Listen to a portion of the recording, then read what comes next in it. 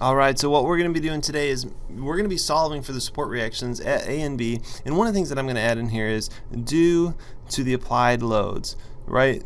Basically what we're going to say is we're going to ignore self-weight, and we are just going to solve this problem based on what we've been given here. So what we know is we have a simply supported beam. It has a pin support at one side, a roller support on another side, and a 20 kilonewton point load in the middle. Well, actually not in the middle, it's a little bit off from the middle. If it was in the middle, this would be easier, because then we can say, well, it's symmetric, so obviously it needs to be split in half. Well, it's not split in half here. It's not symmetric, so we need to come up with a way to solve this equation. So typically what I like to do is I like to draw a free body diagram and use the equations of equilibrium to solve some forces x, some of the forces y, some of the moments. So let's just get started with that. Jump right in.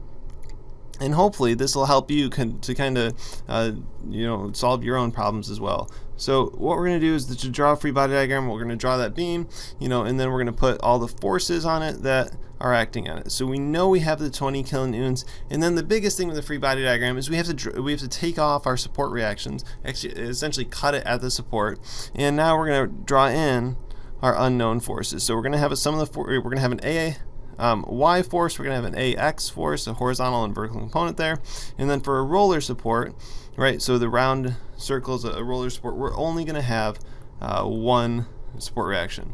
So these are support reactions, right, with our free body diagram. I like to draw a positive sign convention. I like to also include my dimensions, okay, so 6 meters, 4 meters. So we have all the information in one spot. Okay, so that's pretty cool. We got our information. We got a good free body diagram. And most of the time in statics, what we're going to want to do is we're going to want to solve these equations based on the way we draw our diagram. So where I'll start here is I'll start with sum of the forces in the x direction equals 0. Okay, so when we start there, what we're going to do, and with all these problems, what we're going to do is when we look at some of the forces in the x direction, we're going to find which forces are in the x direction. In this case, it's pretty simple, right? There's only one, it's ax. So if we take a look at that and write this down now, all we get is we say, well, ax equals 0. It's pretty easy. Ax is going to the right. We'll say it's positive, and we're done with ax. So we can box that in and go from there. The next place that we typically go is typically what we'll do is we'll sum moments about a point, right? So if we sum the forces in the y direction, you can see that there's two unknown forces. We really wouldn't be able to solve that directly. But if we sum moments, we can look for a point to sum moments where we can, where one of those y forces won't cause a moment, right? So if you remember, the moment equals a force times a distance, right? So this distance here is the shortest distance from the line of action of the force to the point, right? So in this case, what we're doing, what we know is if we take a moment at a point where one of the unknown forces is, where the distance will be 0. So that's what we're looking for. So we look for a place like that, and honestly, the place that I like to do it, at first here, is point A on this diagram. So because at point A we have ax and ay both passing through point A. So that's a great place to start with sum of the moments. So let me just write down my sum of the moments equation. Say sum of the moments at point A equals 0. Again, I like to show this positive sign convention. The positive I'm saying is going to be a positive moment is one that causes counterclockwise rotation. So again, what we're looking for is we're looking for forces and distances that cause moments. So what we know is any force that does not pass through point A is going to cause a moment about point A. So we'll have By, we'll have this 20 kilonewtons, and those are two forces that are going to cause moments at point A.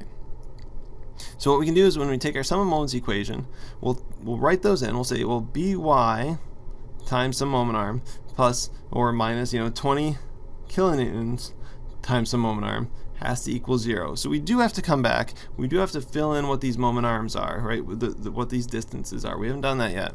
So let's just take a look.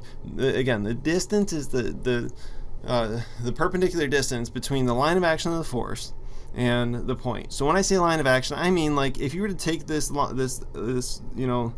force here and just draw a straight line up, and down, that's the line of action. Okay, same with the 20 kilonewtons. If we were to take this thing and draw it so that we have a straight line up a straight line down. This is the line of action, right? It's just extending that line of action of the force.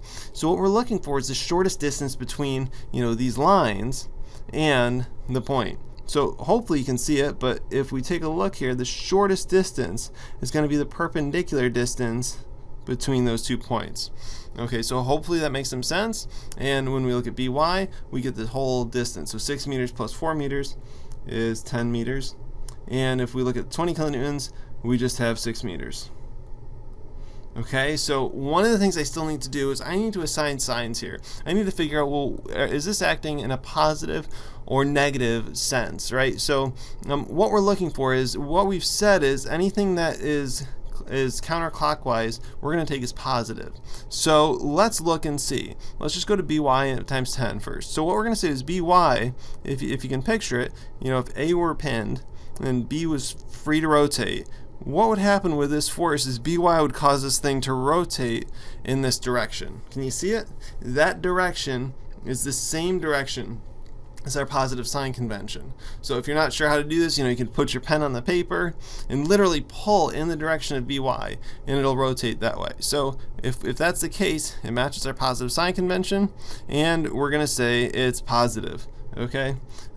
Likewise, we can take a look at the 20 kilonewtons. Well, this 20 kilonewtons, if we take a look at it, it's going to tend to cause rotation in this direction, which is clockwise. Okay, so BY was counterclockwise. The 20 kilonewtons was BY was